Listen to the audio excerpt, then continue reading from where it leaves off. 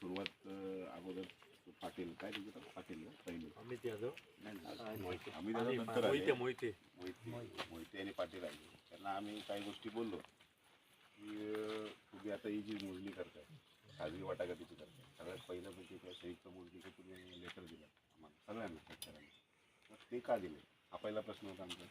बरोबर आहे, कारण जर अख्ख्या रेकॉर्डिंग करताय तर काल असा विषय झाला. मोहिते साहेब मोहिते आले होते आणि पहिले सुरुवातीला पाटील आले. त्यांच्याच बरोबर आमचं पहिलं बोलणं असं झालं की तुम्ही जी आता खाजगी वाटाघाटीची मोजणी करताय, बरोबर आहे, डायरेक्ट काल आमच्याकडे जे आलेले पोलीस त्यांनी जबरदस्ती करून तिने गाड्या घातल्या. आमचं काय संमत नव्हतं, त्याच्यामुळं तुम्ही काय सांगते उद्या वाटून आम्ही जाणार. बस बोल. आमच्या गावामध्ये पोलीस आले, त्यांनी आम्हाला धमकी दिली व आमच्या तिकडे वाडीत तोडकरी म्हणून त्यांची मोजणी होती, ते स्वतःच्या गाडीतून पोलिसांच्या गाडीतून त्यांना तिकडे घेऊन गेले व मोजणी केली त्यांची. आणि आम्हाला सांगतात की मी राजीनामा देतो, मी आणखीन काय करतो, तुम्हाला पुनर्वसन करून देतो, मी तुमच्या गावाची हमी घेतो, असं अनेक गोष्टी काय त्यांनी आम्हाला सांगितल्या आणि गाड्या आतमध्ये घातल्या. काजिरडा गावचा आहे, आता म्हातारी झालो ते आता काजिरडा गावचा आहे. मग हा एक वकील राजापूरचा आम्हाला काजिरडा गावकरांना खेळवतो आहे. तो कशासाठी खेळवतो आहे, आम्हाला निर्णय द्यायचा त्याने आहे. 60-40 आहे, 60 त्यांचं आणि 40 कुणाचं, शेतकऱ्यांचं, हे नाही पाहिजे आम्हाला.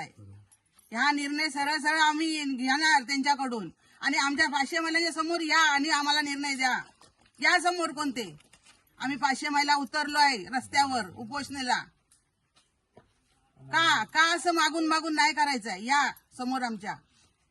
आम्ही उपाशी आणि आमच्या गावासाठी मरतोय, आम्ही तडपडतोय आणि मोजण्या करून घेतायत का. त्या मोजण्या सर्व अरे आधी पुनर्वसन नंतर धरण, हे काय अजून पुनर्वसनाचं काय नाही, प्लॉट पडलेलं नाही आणि आधी तुम्ही मोजण्या करताय.